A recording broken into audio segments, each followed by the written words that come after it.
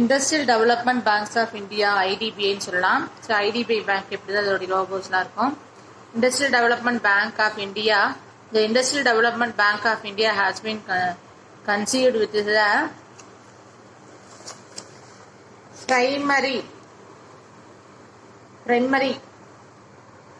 primary objective of creating an apex institutions to coordinate the activities other financial institutions could coordinate பண்றது, including banks. The development banks was wholly owned subscribed of the Reserve Bank of India ஓட subscribe பண்ணா own பண்ணா இதுதான் Indian Development Bank. February 15, 1976 it was delinked from the RBI. It affected from February 16 1976 make an autonomous corporation fully owned by the government of India full own பண்ணாங்க. Functions of IDBI சொல்லி பார்த்தோம்னா அதோட function of IDBI into the two groups, assignations of to other financial institution and direct assistance of the industrial concern either on its own or inter participations with the other institution. The IDBI had provided refer to the respect of items loans to industries concerned given by the IFC.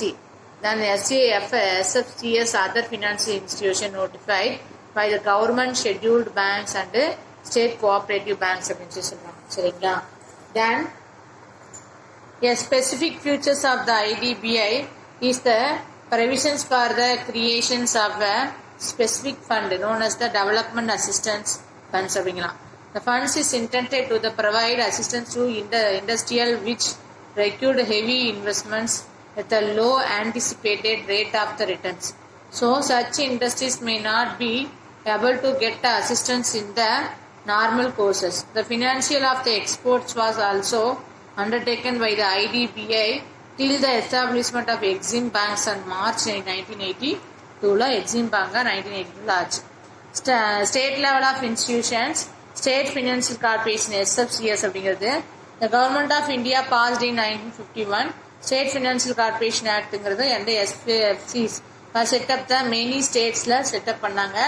So the SFCS is mainly intended for the development of small and medium industries units அப்படிங்கிறாங்க in the three respective states. However, the some cases of extend to the neighboring states as well as அப்படிங்கிறாங்க. The SFCS provide the loan and underwriting the assistance to industrial units having the paid up capital reserves not exceeding rupees 1 crore. The maximum amount can be sanctioned and the industries concerned by SFCS in the 60 lakhs. Okay, wow. So SFCS depended upon the IDBI for the refinancing in respect term loan granted by them. SFCS வந்து depend பண்ணியிருக்குது IDBI. So reflection respect அதோடைய loan வந்து granted தான் அதுக்கு தான் கொடுப்பாங்க. Apart from this SFCS can make the temporary borrowing from RBI temporary என்ன பண்ணிக்கலாம் பாரோ பண்ணிக்கலாம். So borrowing from IDBI by the sale of bonds. So bond sales பண்ணுறது பாரோ பண்ணிக்கிறதுனா IDBI-கிட்டையும் பண்ணிக்குவோம் அப்படின்னு சொல்லுவோம். சரிங்களா?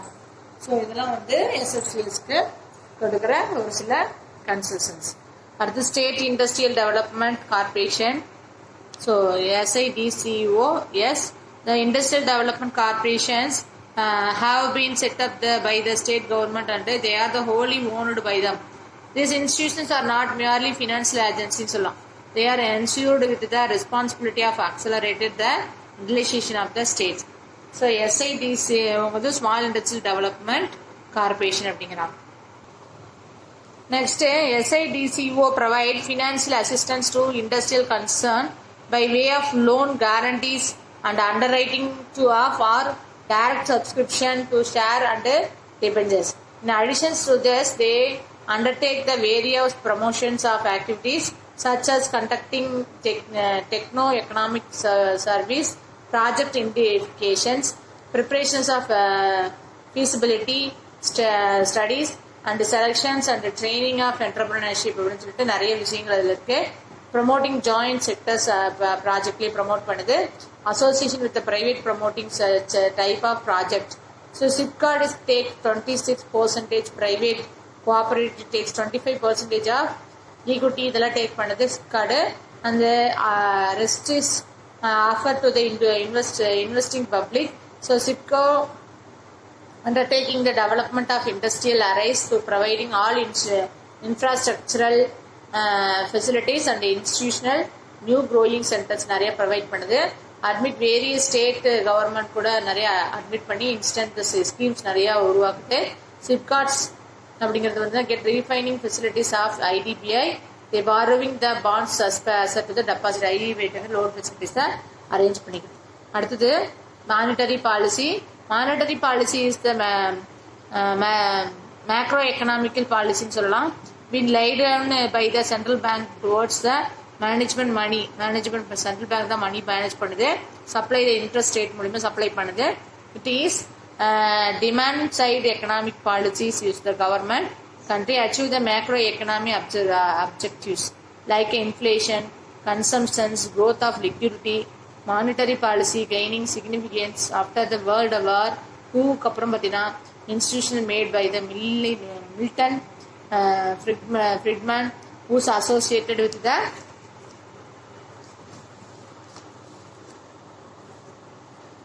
Dictric of Monetarism அப்படின்னு ஒன்று உருவாக்குனார். who received Nobel Prize எப்பன்னா 1976. He broadly boldly announced this the book என்னென்ன monetary history of a United State அப்படின்ட்டு 1867 to 90 உருவாக்குனாரு. That the great depression of 1930 was largely outcome of the bungled monetary policies and of the Federal Reserve system அப்படின்னு கூட சொல்லலாம். சரிங்களா?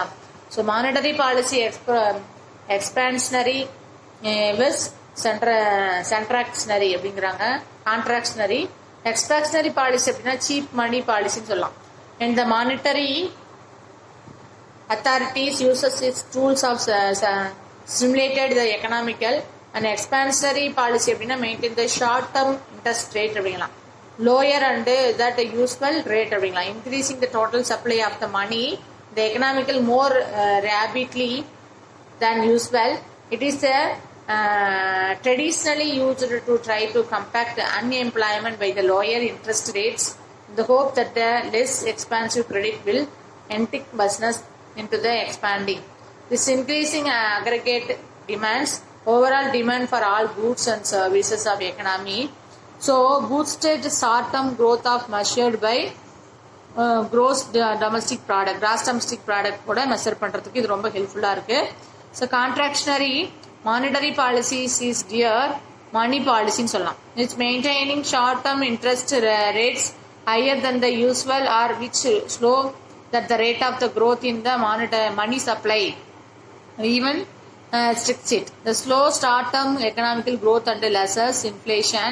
Contractionary monetary policies can lead to the increasing unemployment and depression borrowed the speeding by consumers and business.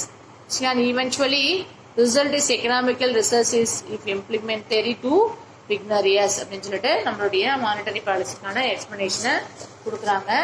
Next வந்து பார்த்தீங்கன்னா இந்த 2 factors of monetary policy இருக்கு. First of all inflation. இன்ஃப்ளேஷன்ல borrowing in easy, consumer buy more, business expand, more peoples are employed, people spend more அப்படிங்கிறாங்க. அதே ரெசிஸ்டன்ஸ்ல borrowing is difficult, consumer buy less, business postponed expansions, unemployment increase, productions of reduced. So இதெல்லாம் உனக்கு resistance அப்படின்னு சொல்லி சொல்றாங்க. So இது உனக்கு டிப்ரெஷன் பீரியட் அப்படின்னு கூட நம்ம சொல்லலாம். ஓகேவா? Did you understand for this கான்செப்ட்மா?